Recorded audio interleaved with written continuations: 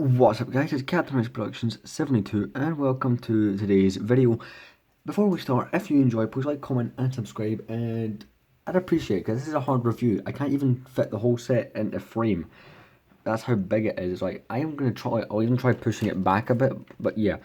So, to those of you who aren't in the know, you might be looking at this going, wow, this is a bit of a weird looking set, it's a bit ugly looking, which is a common thought towards this set, but in fact, this set is from the Clone Wars. It was from the very first wave of the Clone Wars, released all the way back in July of 2008. So if you're in the know, the Clone Wars movie came out August 2008, and then the series came out in early October of 2008. All of the Clone Wars sets came out right before, like a month before the movie came out. So this set is from the Clone Wars movie, and it's in a lot of season 1. It's in some season 2. Then it disappeared until season 5. It came back season 5, and then that was it for the ship. It was destroyed. I mean, you could say I'm spoiling stuff here, but to be honest with you, it's not really a spoiler. It's just a ship. It's not one of the ships that play a major role. And it's not. It's like not got the hype around it that the Millennium Falcon or a Star Destroyer or a Venator might have. It's not the it's not one of those kind of sets, but it is quite a cool set. It was limited edition when it first came out in 2008. Has 882 pieces. I don't actually know the retail for this. The reason I know the pieces off the top of my head is, fun fact, this is my favourite set of all time. It's one of my all-time favourite sets, and it is a cool set, so it's quite rare. And when I look at this, I can't believe how old it is, being 12 years old. It's kind of crazy for me. But yeah, nonetheless, we're going to get into this review. It has 4 minifigures, none of which are exclusive to this set. There is no exclusive minifigures. A lot of people seem to think Rot of the Hutt is exclusive. He's not. He came in the 2008 ATTE as well. And there's a thing or two that I think is missing from this set, which we will get into at some point. So strap in. This one's going to be a long one. Big set. It's been a while since I had a big set. I think the last time I had a set anywhere near this big was last year's Slave 1, like the 2019 Slave 1 when I reviewed that last year. So it's been a long time since I've had a big set. Unfortunately, I don't have the box. I got this set used for Christmas 2016. But yeah, I don't think I've got any more upcoming reviews after this. I don't have any planned, but yeah. This is not the first time I've reviewed this set. By the way, this intro's not going to last too much longer. I reviewed this back in 2018, in January 2018, but I reviewed that on my kitchen table. Not happy with it. So here I am on another table, which is conveniently an old kitchen table. But this time we're doing it better because base plates, tripod, all the other good stuff. But yeah, so this one has 4 minifigures, Anakin Skywalker, Ahsoka Tano, R2-D2 and Rot of the Hutt. Again, like I said, no exclusives, but Anakin and Ahsoka at the time were just about in every set, and that R2-D2 is very common. The only one here that has any sort of rarity or value is Rot of the Hutt, despite being in one other set. But yeah, so I'm going to show you the minifigures in order. This is the order that they were in on the box. At least I think that's the order they're in on the box. I'm probably very wrong about this, but let's get into the video. Here is the minifigure, starting with Anakin Skywalker. So starting with Anakin Skywalker, by the way, if you want more in-depth reviews on these minifigures, check out Figure Friday. As far as I know, I have done all of these minifigures. I did the R2-D2 about probably last month, but all these minifigures have appeared on that series. And also there's a playlist on the channel where you can find those. But yeah, so this Anakin was the first iteration of the Clone Wars Anakin based on the Season 1 design. We got a remake of him in 2018. But yeah, so this minifigure has barely any value to it. It's a really cool minifigure, but it's one that's in so many sets. Like in 2008 alone, he was in the Anakin Jedi Starfighter, the Republic ATTE. He was in this set as well. And in like 2009, I don't think he's in...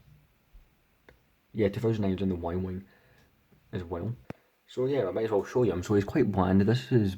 The lightsaber hilt is between the time of, the chrome ones and then like the kind of gunmetal grey colour we get now. No leg printing.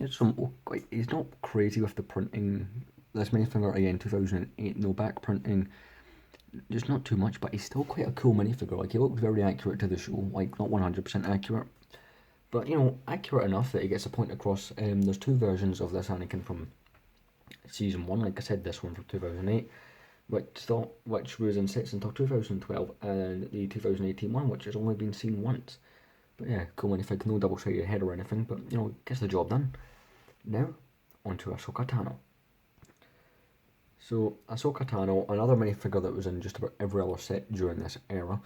She was in the ATTE, she was in this set. She was in the Y-Wing and the Lone Starfighter in 2009, and she was also in the Clone Turbo Tank, which I think the Turbo Tank was the last set she was in, this version anyway. And in 2013 we got the upgrade to look like these, the later seasons of the Clone Wars, so this is based again on first seasons. This minifigure has some cool printing, apart from one thing that's like bugs a lot of people, but personally I'm not bothered. The fact that there is no printing on the back, like they don't carry the top round to the back, which doesn't bother me. Got okay built printing. This one has a shiny lightsaber. The reason for that is this Ahsoka, I got the set used, so I'm assuming Ahsoka's either from a later set or just has one of these silvery lightsabers, but it's a pretty cool headpiece. The headpiece is not rubber, but it's a kind of a hard plastic, and I don't want to squish it anymore because I don't want to break it. And also there's her head, there is no double-sided head or anything. And what's really weird about the headpiece, so we're just going to pop that back on. It's got some brown hands. The legs with the brown kind of waist design is also on the 2000 version of Boba Fett. And also they've done the printing on the torso to make it look a bit thinner and look a bit more feminine. So now onto R2-D2. So here's the R2-D2 included in this set. So some people have pointed out that this R2-D2 shouldn't have appeared in this set because in 2008 was also the year of the Death Star, which is where the redesigned R2-D2, which had all the bits filled in correctly and stuff. Here's my argument: that's a movie R2-D2. They hadn't yet come up with the Clone Wars R2-D2, which only came in one set for some reason. It came in the 2009 Y-Wing, but this figure was in so many sets. I think he was in 13 sets total.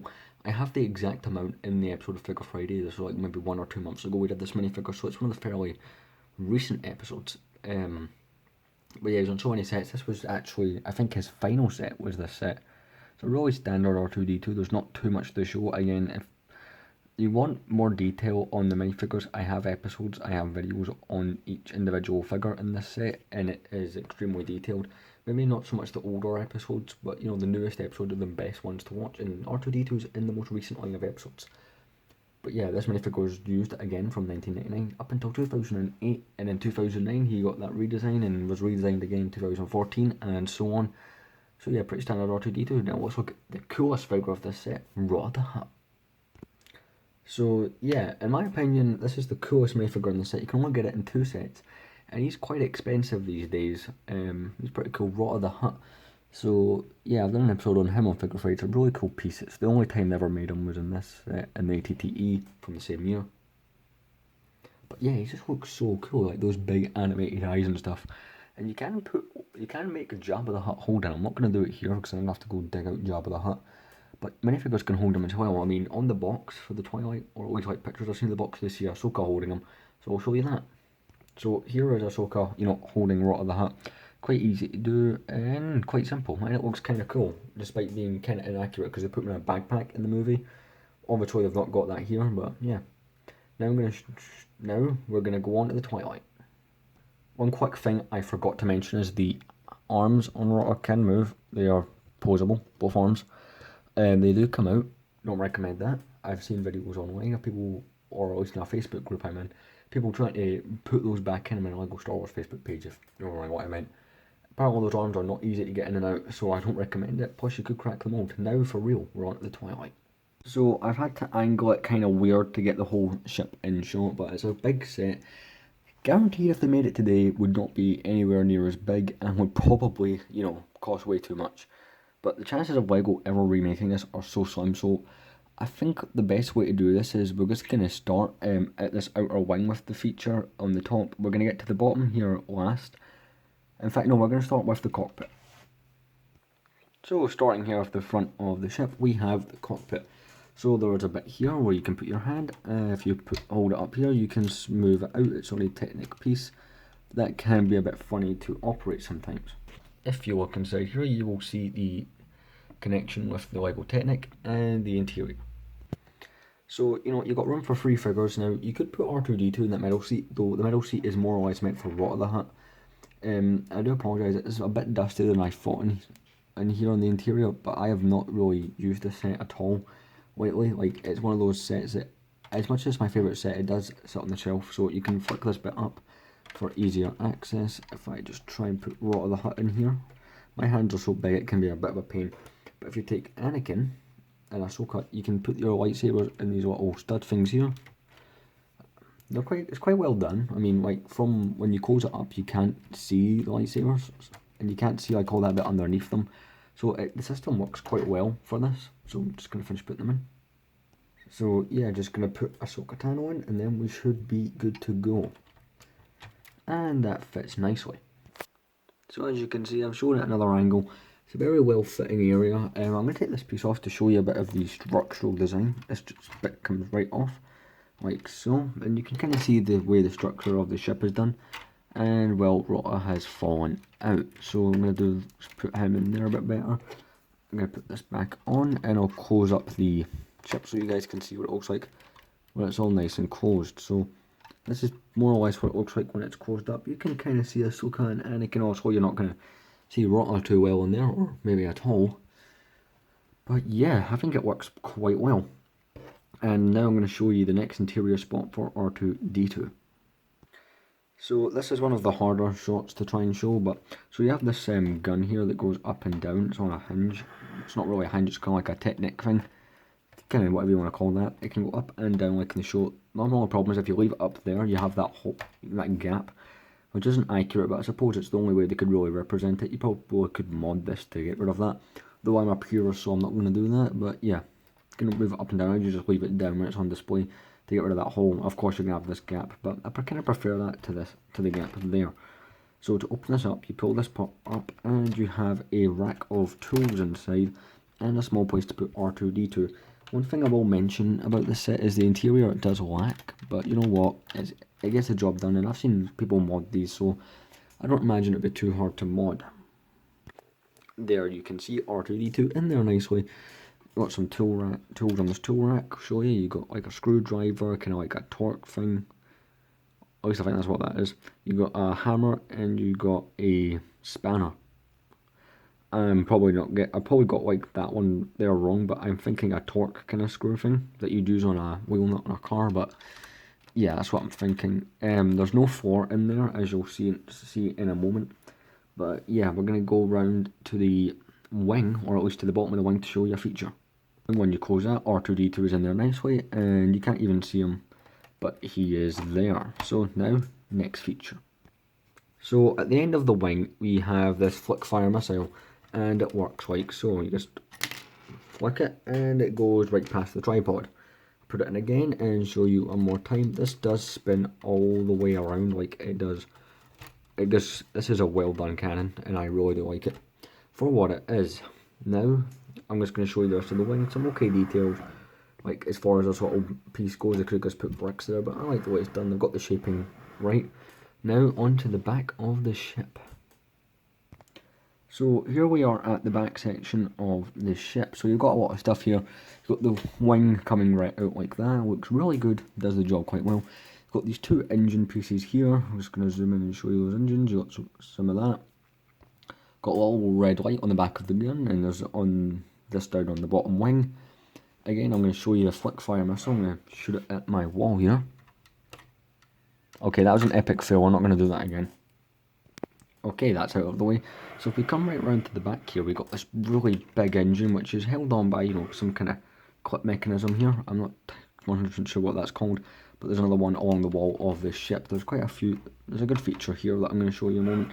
But at the back, we have this door, so you can lift up. This little clip goes into this joint right here, like so. It's slow enough so you can see, and it locks in place. And here's the interior. So I bring you to the interior. So we have a winch that comes out like so. If I can get the actual winch part, I don't know where it's went. I'm going to take that out there. Oh, it's jammed behind. But yeah, the winch kind of works the way you'd expect it to work, or at least mine is supposed to. But it's not working here, too well. Oh, I've just figured it out. So again, like I said, it's been a while since I've actually, you know, done anything with this set. But yeah, so this little Technic or cog piece allows the, you know, it to come out. You could also just, you know, do it manually, but it's at risk of coming out, so you're just better doing it that way. It doesn't work too well. I'm now going to show you the next feature. The winch cable, like I said, didn't work too well, but you know, you also got an oil can there, and if you open this up, I know my hands are making this really awkward, but if you take this out here and open it up, there should be a tool in here. Yep, there is a drill inside. Again, this is kind of dusty, but I don't really, I do dust my sets, but just not the interior of this because it's kind of hard to get to. I do plan at some point on taking the whole thing apart and cleaning and rebuilding. So this outer platform is quite cool. When I first got the set is when I started army building. So I used to like put all my clones on the back of here, and I used to think that was pretty cool to do. And I should probably put some minifigures on there just to show you how many you can get. So for fun, I put some of the the new 501st Troopers on there. Obviously it's not to scale because Anakin's Starfighter is meant to fit in there. But yeah, at least it does in the show. Obviously you're not going to fit any kind of Starfighter in the back of this. The most you could probably fit in here is a Bark Speeder. But yeah, there's also a release system for this top door, which I'm now going to show you. So up on the roof of the ship, so you see the doors in place, there's this little pin here. You press that down. And when you put that in, you can see the locking mechanism and how it works. Now we're going to go on to the other side of the ship. So this is a bit of an awkward angle we're having to go for here because look how big the ship is and trying to accommodate for the wing. But on here we have the engine, and you'll notice most of the ship is a two-tone colour, which is kind of cool. So you have this piece here, and on top is, so it's never shown in the show at least, but in the LEGO set it's an escape pod feature, which I'm now going to show you. So let me just grab a minifigure. So I grabbed Anakin from the cockpit and I'm going to put him in. So this can come off as part of the feature. Got some pins on there, or holes on there for the pins. So you lift this up, it is kind of fragile. So you can fit Anakin in, kind of. Like, it does do the job. Or at least it did last time I used it. But yeah, fits in nicely. Ship gets damaged, goes fly away in the escape pod. But yeah. Escape pod, looks okay. Obviously, it's tiny, but I quite like it and it gets the job done. And I'm very happy with it. Now, on to those two last features, which are both on the bottom of the ship. So I'm just going to shut the cargo door. So I'm holding the ship up. So you might have noticed the ship moved quite a bit as I was messing around for this, because on the bottom, this is hollow here. Now, this is for the landing gear. So we've got some landing gear. They can come right out and they can fold right in like so. It's a really cool feature. You'll notice at the top of the ship is dark grey, where the bottom is light grey, and there's some light bluish grey in there too, along with some black.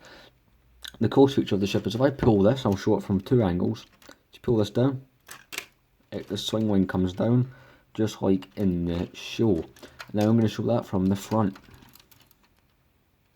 Okay, here is it from a front angle, like coming down like this. But yeah, I can't fit the whole thing in frame pretty much, but I'm going to try to show something. But yeah, here is the whole ship in its entirety, and it is ginormous. Like you can see my hand there. Very big set, very swooshable. You can move it around and stuff. But yeah, very fun ship. So on to the next thing. So that is it as far as stuff goes for the Twilight itself. We're now going to go into the instruction manual. There is two of them. I will show both of them, or I will try to anyway, but here we go with the instructions. So here's the instructions. We've got that really nice clone logo on the top. We've got some planets. That's either Tatooine or Tef. I think it's more like Tatooine because they crash on Tatooine and they're being shot at by the Magna Guard Starfighters, which is another cool 2008 set. So here's the number, 7680. The only thing missing here from the box art would obviously be the minifigures, and this set was a limited edition to Toys R Us only. At least it was in the UK, I think. Not sure about the US. Probably the same though. It's a really cool box art. It shows the ship quite well.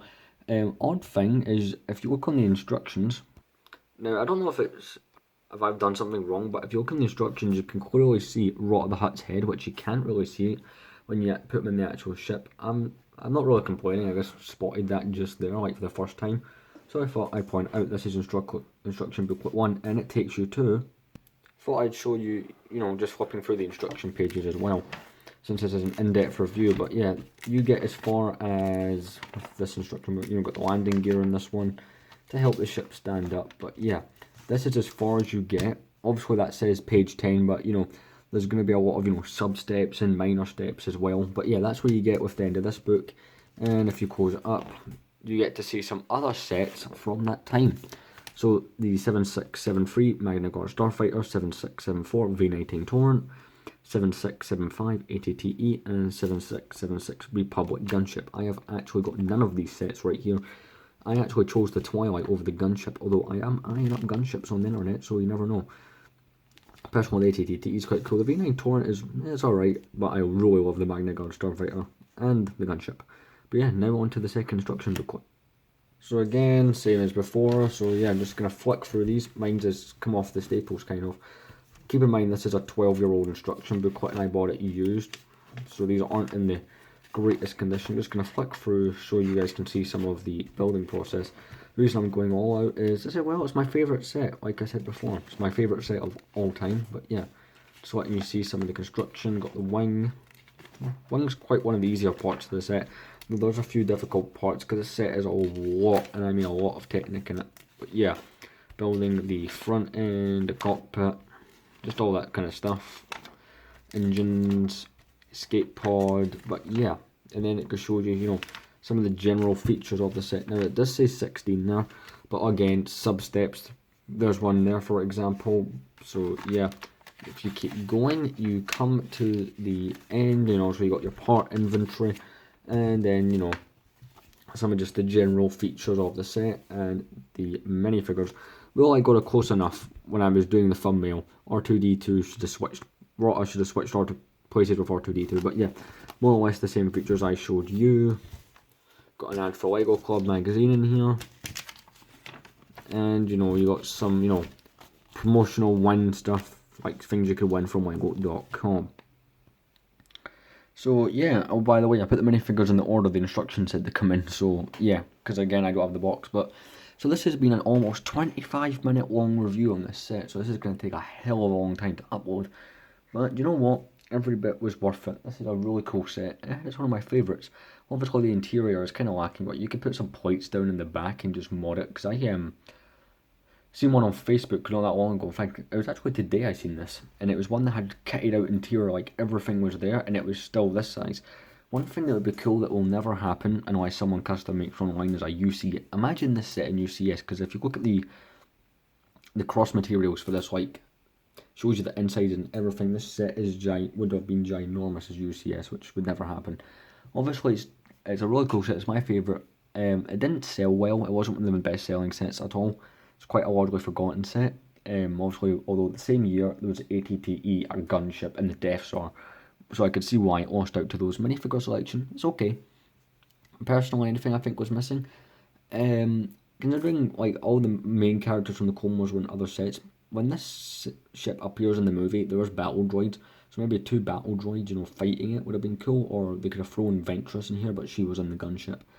Maybe just even a clone trooper, that would have been cool. But you know, it's still one of those really, really cool sets that I really like from the Clone Wars. They could even throw in Count Dooku in there because he's there after, you know, they crashed the ship on Tatooine. But yeah, I'm giving this set a 9 out of 10. It's the interior is the only thing I don't like. People say it's an ugly ship. Well, I don't care. I love this ship. It's actually my favourite set, and it's one of those ones I never get tired of. It's a really cool one. Usually when I review a set, I'll pull it out the day before, like the night before I review it, just so it's there and ready. I've had this one out for like since Friday, like right after filming Figure Friday. I pulled this out off the shelf just to, because I like looking at it. It's a really cool set, and so what if it's ugly? I really like it. I don't view it as that way. The only thing I regret is I don't have the box, although I got it without the box. But yeah, this review is carried on way too long. It's 25 minutes. This Friday you are getting the Figure Friday episode on this 2007 probe droid. And the next Tuesday we're doing a review on my, well, not a review, I want to show you guys my Tatooine display. And by that, if you watched the room tour, I showed you a section of my shelf that had all my Tatooine sets on like a kind of custom tan plate with some details. And I thought, I'll show you guys that in more detail, because quite a few people requested it, which really surprised me. Because I don't plan to keep it up any longer than Christmas. After that I'm going to remove it, because I want the parts for something else. I've already destroyed one of my displays. So I think this one will be next in that line, and probably Hoth. But I might make one on a Hoth for Christmas. But enough rambling, we're over 25 minutes in. Thanks for watching, like, comment and subscribe. We are nearing my goal of 550 subscribers come the end of this month. Let's see if we can get there. Thanks for watching, bye.